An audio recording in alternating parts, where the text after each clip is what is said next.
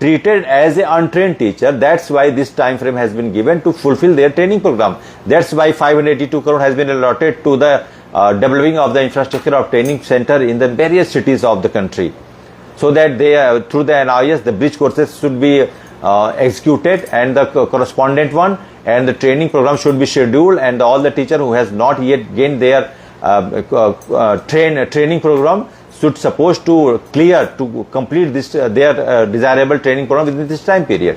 And if anyhow TET is mentioned, then why we have not been corresponded by our executive body? ये तो हमारे लिए था ही नहीं, हमको बताया भी नहीं कि why are you saying this 5 year and 2 year?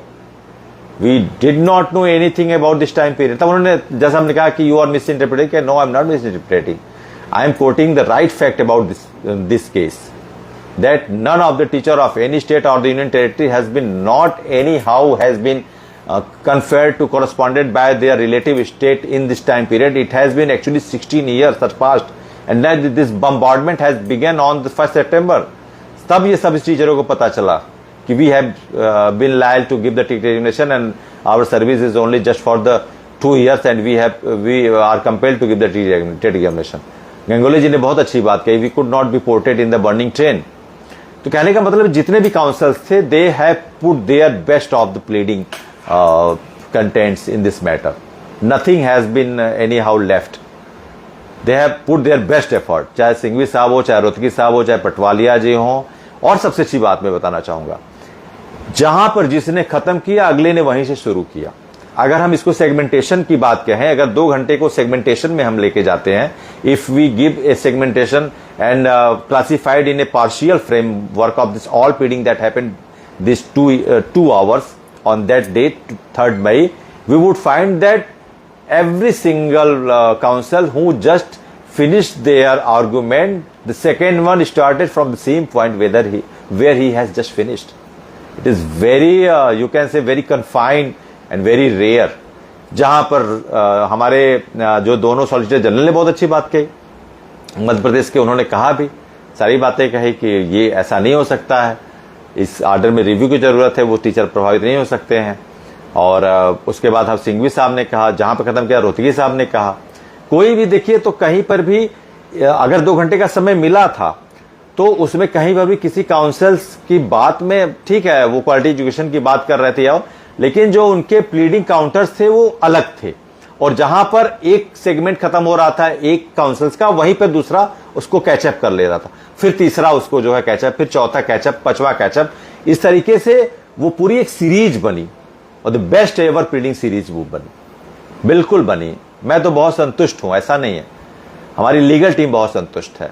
हमने जो भी प्रयास किए थे, एक दिन पहले मैं सिंघवी साहब से मिला था, 40 मिनट तक बैठे थे, उन्होंने मैं पीछे था उनके, उन्होंने सारा मुझे दिखाया, सारा जो है कि वो दिखाया किस तरीके के बात करनी है. रोहतगी साहब ने भी सारा बताया कैसे कैसे क्या करना है. तो 40 मिनट उनके साथ बैठा था. फिर जो है कि हमारी लीगल टीम फिर रोहतगी साहब के यहाँ थे, उनके विषय पे. तो सभी, ऐसा नहीं है कि किसी भी काउंसिल ने कुछ छोड़ा नहीं. उन्होंने they have used best of this 2 hours time.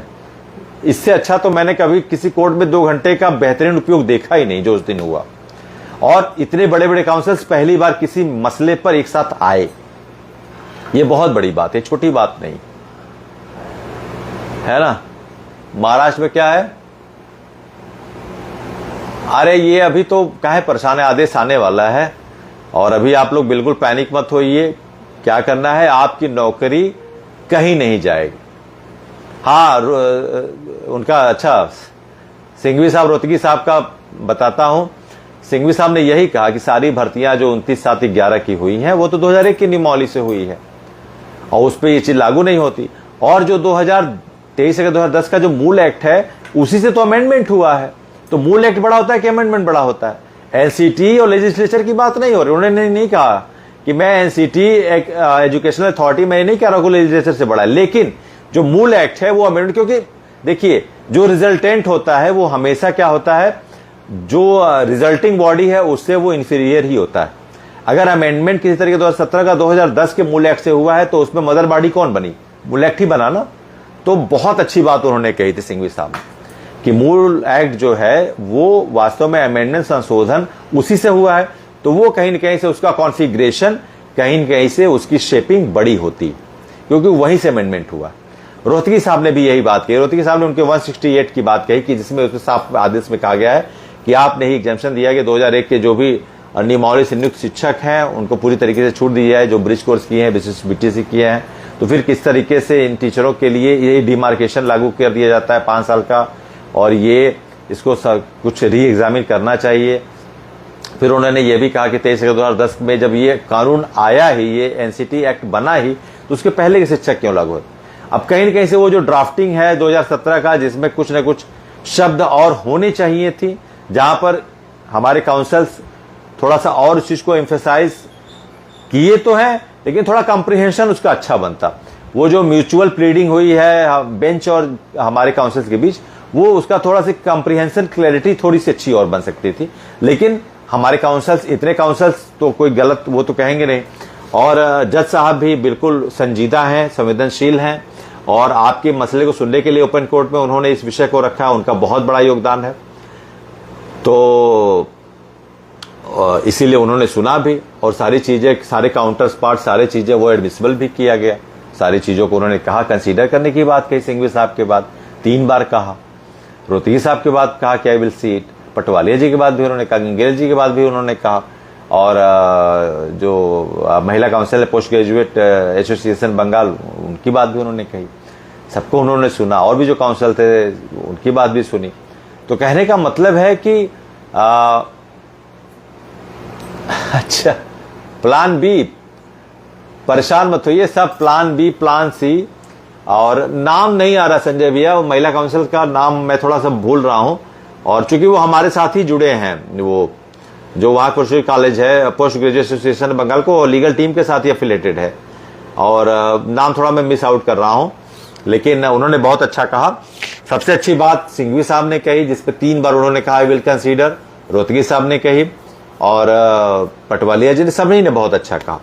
लेकिन जो मेन जिसको कहते हैं कि इंटरप्रिटेशन किया, वो सिंघवी साहब ने किया, बहुत अच्छा किया है। सिंघवी साहब ने बहुत ही टू द पॉइंट बात कही है, और वही बात कही है जिसमें फिर आगे कोई बात पैदा ही नहीं होती। मतलब वहां पे आपको समझना ही पड़ेगा, उसको नोटिस लेना ही पड़ेगा। सिंघवी साहब ने बहुत अच्छी बात कही, रोहतगी साहब ने भी बहुत पॉइंटेड बात कही, इसीलिए 8 से लेकर 9 मिनट तक उन्होंने सुना। और जो हमारे मन में जो सवाल उठते हैं, वो हमारी जो महिला काउंसिलर, उन्होंने कहा 15-16 साल बीत गए, हमारे लिए था नहीं। और सिंघवी साहब तो जानते हैं कि लॉ ऑफ साइंस से डॉक्टरेट है कैम्ब्रिज यूनिवर्सिटी से, तो उन्होंने टू द पॉइंट बहुत जो है कि फैक्ट वाली बात कही, मूल एक्ट की बात की, किस तरीके से वो हमारे लिए उसका इम्प्लीमेंटेशन नहीं बनता, उसकी बात कही। रोहतगी साहब ने बहुत अच्छे पॉइंट्स किए, वो पॉइंट जिस पे ध्यान ही नहीं जा रहा था उसका उन्होंने फिगर आउट किया, है ना। तो बिल्कुल हम बिल्कुल आश्वस्त हैं, 100% आश्वस्त हैं कि आपका जीवन में जो वर्स्ट है वो खत्म हो चुका है, नाउ वर्स्ट इज ओवर। अब यहां से आपके लिए जो भी आएगा वो पॉजिटिव ही आएगा, और अगर की बात कर रहा हूं कि 2, 4, 5% अगर कुछ रह जाता है, तो उसके लिए हमारे पास प्लान बी का मतलब हमारे पास फर्दर जो लीगल हमारे पास ऑप्शंस हैं, चाहे वो क्यूरेटिव का हुआ, हायर बेंच में जाने का हो, वो भी हमारे लिए खुले हुए हैं, ओपन है। उसमें हमारे सीजीआई साहब रहेंगे, उसमें सीनियर मोस्ट हमारे बेंच जज नागारत्नम जी रहेंगे, बहुत प्रोमिनेंट हमारी जो है कि सेंसिटिव जज हैं नागारत्नम जी, और सूर्यकांत जी हैं, और भी जो हमारे काउंसिल्स रहेंगे, 5 लोग रहेंगे। तो हम बिल्कुल उसके लिए आश्वस्त हैं कि अगर कुछ ऐसा रहेगा तो हम वो भी एफर्ट। लेकिन हम ये जान रहे हैं कि माननीय दत्ता जी, माननीय मनमोहन जी, शिक्षकों के इतने बड़े मामले पर इतना समय उन्होंने लिया है, इतना आशीर्वाद देके इतना समय दिया है, तो वो निश्चित तौर पर इस विषय पर अपनी जो है वो शिक्षकों की राहत की बात वो रखेंगे बिल्कुल। और कभी ऐसा नहीं होगा कि आपके लिए दिल के रिचा दीदी क्या कह रही है, हाँ बिल्कुल, गौधन गजधन बाजधन नवरतन धन माही, जब आवे संतोष धन सब धन धूर समान। तो संतोष का मतलब धैर्य रखिए, है ना। तो जो भी होगा अच्छा होगा, पेशेंस ऑलवेज पेस, धैर्य हमेशा फलीभूत होता आया है, कभी भी अन्याय नहीं हुआ है, तो इतनी बड़ी संख्या में आपके साथ अन्याय हो ही नहीं सकता, ये बिल्कुल डैम श्योर है। है ना। और क्या आप कह रहे हैं, why our JK review petition की बात हुई। जेके रिव्यू पिटीशन की बात तो तब होगी जब उसके 17 अमेंडमेंट के बाद मामला आएगा ना। अगर वहीं पर हो गया तो फिर आपको छूट मिलेगी। और आपके मामले अभी तो देखिए रहबर तालीम का आया, वहां तो 23 अगस्त के पहले छूट दे दिए हैं। हाँ, वो बात उन्होंने कहा नजीर के रूप में नहीं, लेकिन एक ही देश में दो विधान तो हो नहीं सकते हैं, ये भी कहीं न कहीं से नोटिसेबल होगा। रहबर तालीम में 23 अगस्त के पहले डबल बेंच ने छूट दे दी है। और आपका मसला भी आएगा, अभी महाराष्ट्र का 13 का आएगा, अभी कर्नाटक का 12 का आएगा, कश्मीर का 19 का आएगा, ये भी मेंशनिंग होगी। अब आदेश किस तरीके का आता है उसके हिसाब से हम उसका इंटरप्रिटेशन करेंगे कि अभी किस तरीके का आदेश आ रहा है, अब उसमें क्या चीजें बन रही हैं। तो अगर पूरे भारत में जो तारीख बनेगी, लेकिन आपकी तारीख कश्मीर की हमेशा जब भी बनेगी वो 31 अक्टूबर 2019 ही बनेगी। उसके पहले आपका स्टेट स्पेशल स्टेट था, वो आर्टिकल 370 में आता था, और उसमें संसद द्वारा कोई भी कानून कश्मीर पर लागू नहीं हो सकता था। कब तक? 31 अक्टूबर 2019 तक। तो अमेंडमेंट भी आप पर लागू नहीं हो सकता था। और अमेंडमेंट जब लागू हुआ है, जिस देश में वो मूल एक्ट से अमेंडमेंट आया उसके पहले के टीचरों को नियुक्ति है, प्लस यूपी में 29/11 से भर्ती आई है, विज्ञापन उसके पहले के कभी टेट नहीं था, उनको छूट मिलेगी। और महाराष्ट्र में 13 से मिलेगी, कर्नाटक में 12 से मिलेगी। वो सारे विषय बहुत स्पष्ट होंगे। आज कुछ नहीं हुआ तो रविवार था, तो आज कुछ नहीं हुआ है। अब मैंने आपको बताया कि आगे 4 दिनों में पूरी संभावना है कि आपका आदेश अपलोड हो जाएगा। और आदेश में अगर थोड़ी बहुत कमी रहेगी, जैसा कि हम जान रहे कि आदेश बिल्कुल सभी के लिए आएगा, अच्छा आएगा, रिलीफ बेस्ड ही आएगा रहेगा, तो हम आपकी लीगल टीम किसी एक शिक्षक की नौकरी के लिए भी लड़ेगी। अगर हमारे साथ 25 लाख में से 24,99,999 लोग बरी हो जाते हैं, एक शिक्षक रह जाता है, तब भी आप अपने बगल में लीगल टीम को खड़ा हुआ पाएंगे। लीगल टीम ऐसी नहीं है कि किसी एक को मझधार में छोड़ देगी। हमारे लीगल टीम का यही टैगलाइन है कि हम अंतिम शिक्षक की लड़ाई लड़ रहे हैं। इस 25 लाख 26 लाख, हम 25 लाख हो सकता है 26 लाख हो। अब सोचिए तमिलनाडु में 3,48,000 है, उत्तर प्रदेश में 3 लाख के आसपास है। ये संख्या ज्यादा भी हो सकती है। हम तो एक आंकड़ा लेते हैं, एक रफली आंकड़ा बोलते हैं, ये संख्या ज्यादा भी हो सकती है।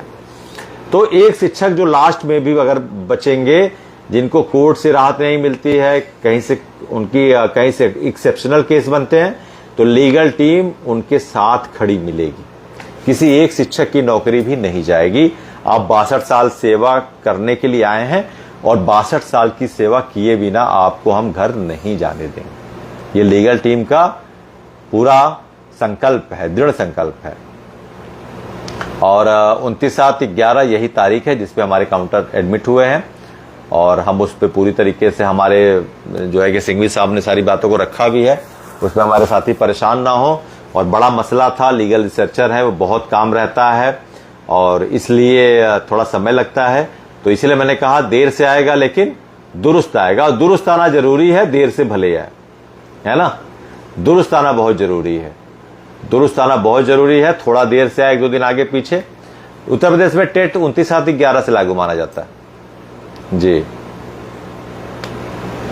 तो दुरुस्त आएगा, अब देर से भी नहीं आएगा, है ना। अब तो आ गया समय। आपकी स्लीपलेस नाइट, आपके रेस्टलेस दिन बीत रहे हैं, वो मुझे पूरी तरीके से पता है। हमारे शिक्षक साथी बहुत फोन करते हैं, बहुत परेशान रहते हैं, हमारे लीगल टीम पैनल मेंबर को फोन करते हैं। और जब कोई बातें ऐसी रहती हैं तो हमारी टीम आती है, मैं खुद आता हूं, आपके बीच आता हूं। अच्छा लगता है अपने इतने बड़े कुनबे में, परिवार में आना, आपसे बात करना। और आप अपना ख्याल रखिए, जो भी हमारे शिक्षक साथी चाहे जिस प्रदेश से, जिस क्षेत्र से, जिस केंद्र शासित प्रदेश से जुड़े हों, आपका स्वस्थ रहना बहुत जरूरी है। और बिल्कुल आपके पक्ष में ही आदेश आएगा। इतना कुछ हुआ है, बेस्ट एवर प्लीडिंग हुई है, 142 इम्प्लीमेंटेशन के बाद ओपन कोर्ट हियरिंग हुई है, तो आपके पक्ष में ही आने के लिए हुई। ऐसा कुछ नहीं है ना। ऐसा कुछ नहीं है कि क्या एनसीटी से बिल्कुल क्लियर है, ऐसा नहीं है। जो पॉइंट्स पे हमारे काउंसिल से बात नहीं की है उसके टेस्टिमोनियल दिए गए। वो MHRD जावड़ेकर साहब का लेटर भी जमा किया गया है, जो MHRD का उस समय का जो इंटरेक्टिव लेटर है, जो सारे स्टेट्स को दिया गया था कि ये वास्तव में ट्रेंड टीचरों, अनट्रेंड टीचरों के लिए, वो हमने दिया है। वो निश्चिंत रहिए आप। क्लियर करने की जरूरत नहीं है उसको, वो हमने दिया है। और जो पॉइंट जिस पे काउंसिल ने बात की उसके अलावा वो इसीलिए टाइम रिजर्व ऑर्डर क्यों लिखते हैं कि 68 आइटम के 10,000 पेज के काउंटर्स की पूरी रीडिंग करनी पड़ेगी, टेक्सटिंग करनी पड़ेगी, ड्राफ्टिंग करनी पड़ेगी, प्रूफ रीडिंग करनी पड़ेगी, फाइनल ड्राफ्टिंग करनी पड़ेगी, फिर उसको जो है कि कंपाइलेशन करना पड़ेगा, फिर पब्लिसाइजिंग होगा उसका। इतने सारे इसमें प्रोसेस होते हैं, है ना। तो उस प्रोसेस के लिए थोड़ा रिजर्व ऑर्डर इसलिए कि उसमें सारा टाइम लगता है, it will take some time. और इतना बड़ा मामला है तो जो समय है वो लगता है, और वो आपके लिए रिलीफ के लिए है कि भाई उसमें किसी भी पॉइंट्स पे कहीं न कहीं से कुछ भी वो ना हो जाए, कुछ छूट ना जाए। सभी जितने भी हमारे काउंसल्स हैं जिन्होंने जिस डायरी नंबर पे जो आर्गिंग काउंसिल हैं और जो एओआर है जिन्होंने काउंटर्स दिए हैं उस पर सारी पूरी तरीके से उनकी मेंशनिंग देखी जाएगी, उनके हाईलाइटेड पॉइंट्स देखे जाएंगे। हर आदेश में जो रिव्यू के आदेश के बाद जो हर पैराग्राफ है उस हर पैराग्राफ में उसके एक्सपोस्टुलेशन मेंशन होंगे। सारे जो भी उनके पॉइंट्स हैं, जिस पॉइंट्स पे बातें हुई हैं उसके एक्सपोस्टुलेशन मेंशन किए जाएंगे। तो कहने का मतलब ये थोड़ा समय लेता है, और अब वो बिल्कुल नज़दीक है, 10-12 दिन बीत गया है। और वेतन कहाँ रोका जा रहा है? ये तो अफवाह है, वेतन नहीं कहीं रोका जा रहा है। अभी ऐसा कर नहीं सकते हैं कि ये सब ऐसा कहाँ रोका जा रहा है ब्रजेश यादव जी? वेतन कहाँ रोका जा रहा है? अनुकंपा नियुक्ति चाहे बीपीएड हो चाहे जो भी हो, अगर वो 29/11 से पहले नियुक्त हैं, यूपी के हैं, तो उनको छूट मिलेगी। वेतन कहाँ रोका जा रहा है ब्रजेश जी? आपने लिखा है, ऐसा नहीं हो सकता। अभी तो जो भी चीजें हैं वो स्टेटस क्यों में है, अभी ऐसा नहीं हो सकता। हाँ, एमपी का भी मैंने बताया था कि व्यापक परीक्षा से मतलब मत रखिए। वहां आपके बहुत सारे संगठन गए कि व्यापक परीक्षा दिए तो हम टेट क्यों दें। यहां मसला टेट एग्जामिनेशन का है कि टेट एग्जाम आप कितनी परीक्षा दे के आए हो।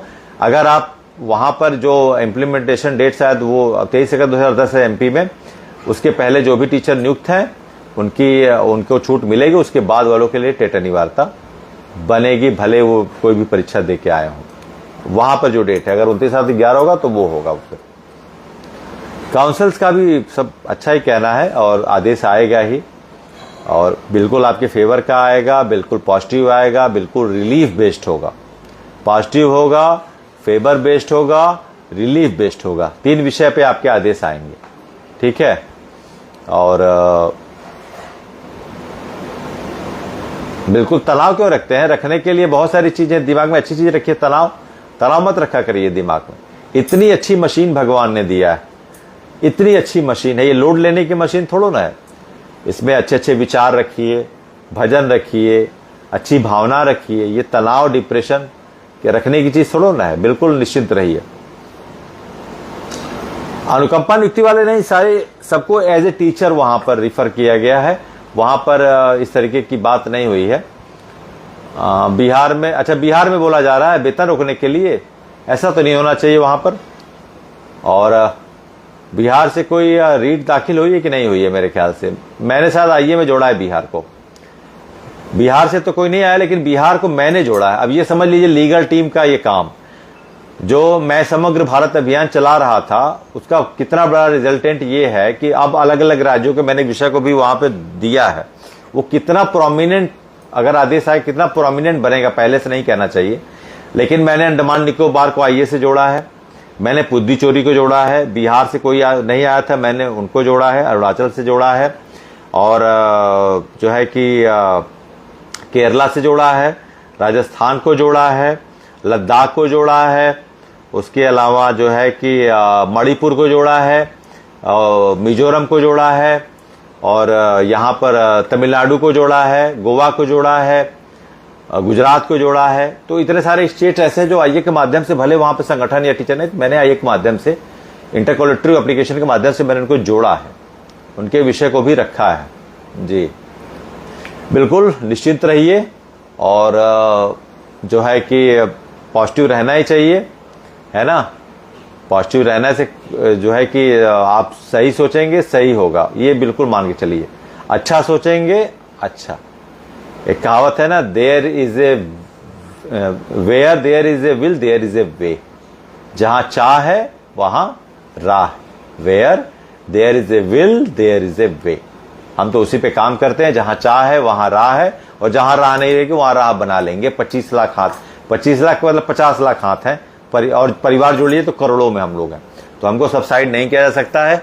लेजिस्लेचर लेवल पे भी अगर कुछ ऐसी चीजें आएगी तो लीगल टीम वहां भी लीड करेगी। मैं आपको बता दूं, अगर कुछ 10-5% ऐसी चीजें रह जाती हैं, लेजिस्लेचर लेवल पे भी आपकी लीगल टीम इस मसले को लीड करेगी, और वहां से भी शिक्षकों को चाहे जो भी जरूरत पड़ी विधायी प्रयासों से भी हम हर एक शिक्षक के विधायी तरीके से इस न्यायोचित संघर्ष को पूरा अपना प्रयास देके और इस सफलता के आयाम तक पहुंचाने के लिए बिल्कुल कृत संकल्पित है ना। विधायी प्रयासों में भी लीगल टीम कोई भी प्रयास नहीं छोड़ेगी, ये हमारा दृढ़ संकल्प है। और आपको कुछ और पूछना हो, मैंने तारीख के बारे में बता दिया आपको कि आने वाले 4 दिनों में आप अपने एंटीसिपेशन को थोड़ा सा अब वो रखिए। बिल्कुल ये पूर्ण संभावित है, पूर्ण निश्चित नहीं कहूंगा, बहुत ध्यान से देखिए। ये मत कहिएगा कि मान लीजिए एक दिन आगे पीछे कोर्ट का प्रक्रिया है और मैं एकदम रिजिड नहीं बोल रहा हूं कि वो 4 दिन में आ ही जाएगा। मेरी बात को आप टेंटेटिव मानिए, टेंटेटिव जान रहे हैं ना, टेंटेटिव मानिए वो कि ये टेंटेटिव प्रोजेक्टेड प्रोबेबल डेट है। टेंटेटिव प्रोजेक्टेड प्रोबेबल डेट क्या, आने वाले 4 दिन 25, 26, 27, 28 इन चारों दिनों में ये प्रोबेबल है, ये आ सकता है, ये कंफर्म नहीं है। कोर्ट में बहुत सारी चीजें होती हैं, आगे पीछे रीशेड्यूल हो जाता है, लेकिन जो है कि मुझे ऐसे वाइब्स आ रहे हैं, है ना, मुझे वाइब्स आ रहे हैं कि सब जल्दी ही होगा, अच्छा होगा, है ना। हाँ बिल्कुल राह बना दिया जाएगा। 50 लाख हाथ है, हम लोग तो जो है कि जहां मिट्टी होगी वहां हम लोग सड़क बना देंगे, है ना। इतनी बड़ी संख्या तो किसी देश में शिक्षकों की नहीं होगी या कर्मचारियों की नहीं होगी जितनी आपकी है। 25 लाख लोग हैं, मामूली से 25 का 30 लाख भी हो सकते हैं। इतनी बड़ी संख्या किसी भी विश्व के किसी देश के कर्मचारियों की नहीं होगी जितनी आपकी है। आप सबसे शक्तिशाली हैं, सबसे शक्तिशाली हैं, देश नहीं विदेश में भी किसी भी संगठन की सबसे शक्तिशाली संख्या आपकी है। 25 लाख लोग हैं, सबसे बड़ा यूनियन रेलवे का उससे भी बड़े आप हैं। तो बिल्कुल निश्चिंत रहिए। शुभ रात्रि सभी को। ये अभी तक यहाँ से हमारे लीगल टीम की तरफ से सारी सूचनाएं थी जो आपके बीच हमने साझा किया, और जो भी आगे रहेगा कोशिश करता हूं कि अगली बार आऊं तो आपके बीच कुछ अच्छा लेकर आऊं। ये मेरी पूरी उम्मीद है, ईश्वर से प्रार्थना है कि अगली बार जब जुड़ूं कुछ अच्छा विषय लेकर, कुछ अच्छे अपडेट लेकर, जिसके लिए आप प्रतीक्षा कर रहे हैं, जिसके लिए आप बिल्कुल एनेक्सियस हैं, बिल्कुल अवेटेड हैं, बिल्कुल क्यूरियस हैं, बिल्कुल रेस्टलेस हैं, बिल्कुल जो है कि आप वेट में हैं। तो उसके लिए हमारी पूरी कोशिश रहेगी कि वो जल्दी दिन आए और आपकी लीगल टीम उस चीज़ को एम्फेसाइज करके आपके बीच रखे, और आपको जो इतने दिनों का तनाव है उससे मुक्ति मिले, इतने दिनों की जो आपकी परेशानी है उससे आपको निजात मिले। क्योंकि हम लीगल टीम में बहुत भावनात्मक रूप से जुड़े हैं, बहुत भावनात्मक। It is somehow very sensitive bonding that we have been feeling since the first day. सभी एक शिक्षक साथी कहीं से भी हम उनसे एक बॉन्डिंग फील करते हैं। तो एक परिवार है, और परिवार के किसी सदस्य को न मझधार में छोड़ा जाएगा, और हर एक सदस्य के अधिकारों के लिए लीगल टीम अपनी पूरी क्षमता के साथ संघर्ष कर रही थी, संघर्ष कर रही है, और आगे अगर कुछ विषय ऐसे बनते हैं तो आगे भी संघर्ष करने के लिए तैयार है। बहुत बहुत धन्यवाद। आगे जो भी विषय होंगे उन विषय पे हम आपको अपडेट करेंगे, और जो भी अपडेट्स आएंगे वो आपको बताएंगे। बहुत बहुत धन्यवाद। फिर मिलते हैं, उम्मीद करता हूं अच्छे अपडेट के साथ मिलेंगे। नमस्कार।